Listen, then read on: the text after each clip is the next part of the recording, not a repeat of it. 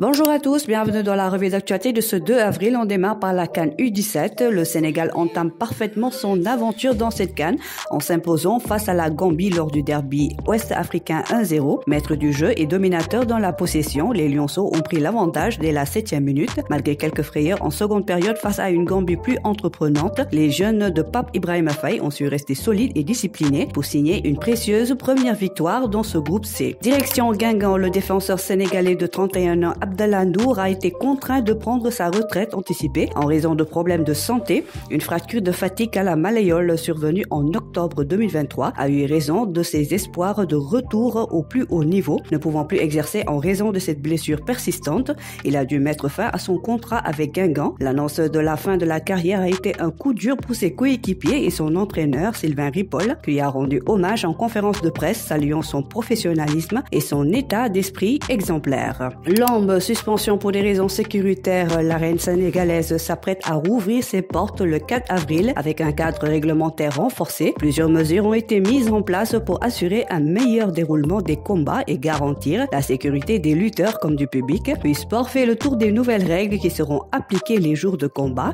Les détails à lire dans votre quotidien de ce jour. Combat Prince Modou Anta annulé, Lac de Guiers et Adafas sera la seule grande attraction du 4 avril puisque le combat spécial entre Modou Anta et Prince a été annulé selon Abdoularat Ndiaye de Gaston Productions. C'est le lutteur de Thiès qui s'est déclaré indisponible pour lutter ce vendredi. Open Press Adafas, comme il a été notifié par le CNG qui a sorti une série de mesures afin de lutter contre la violence dans l'arène. Les Open Press des lutteurs devront se terminer au plus tard à 19h et c'est sans doute ce que la police a essayé de mettre en œuvre à l'occasion de l'Open Press de Adafas. Mais selon Adama Soumaré, le fait qu'il n'était pas encore 19h avant que les forces de l'ordre ne mettent fin à l'événement. Le secrétaire général de l'écurie FAS Benno a ainsi donné sa version des faits avant d'assurer que le lutteur et son staff ont fait tout dans les règles de l'art afin d'éviter les débordements.